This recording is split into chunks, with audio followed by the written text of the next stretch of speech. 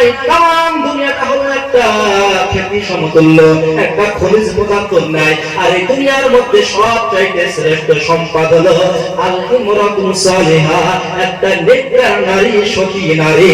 একবার জোরে বলা যাবে না সুবহানাল্লাহ?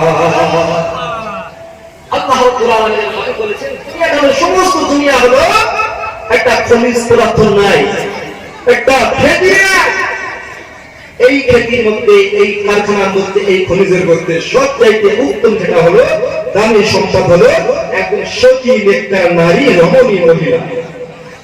আল্লাহ রাসূল বলেন, ও দুনিয়ার যুবকেরা, নিষ্কাশন মাসালি কিতাবের মধ্যে কিতাবুল নেগাওয়াতে 267 এবং 72 পৃষ্ঠার মধ্যে হাদিসটি পাওয়া যায়।